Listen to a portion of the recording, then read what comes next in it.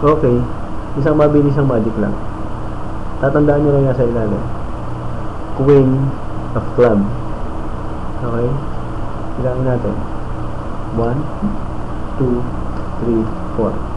Queen of clubs. Okay?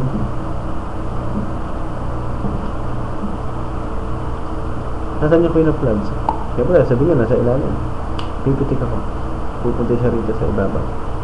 Ilalagay ko siya sa ilalim. Pipitik ako. Pupunta siya rito sa ibabaw. Ilalagay ko siya rito sa ilalim. Pipitik ako. Pupunta siya rito sa ibabaw. Kunin ko yung queen of clubs. Iligay ko sa pangalawa sa ilalim. Okay.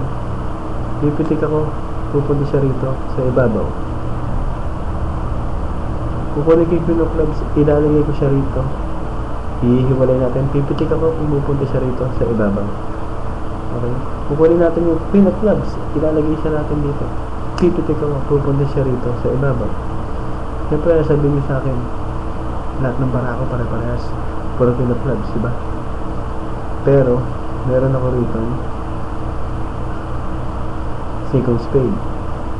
1, 5 of spade.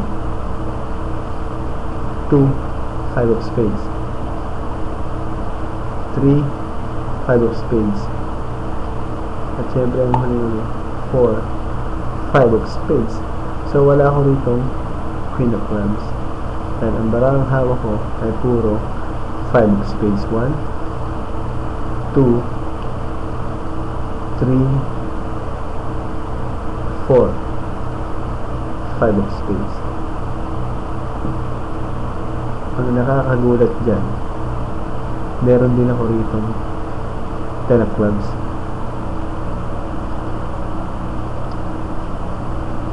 Jack of diamonds, 10 of clubs, at Jack of diamonds.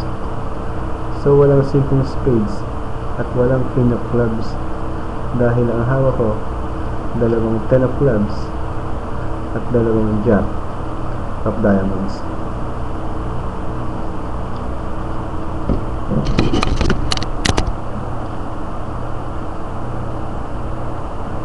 Easy magic, diba? Thank you.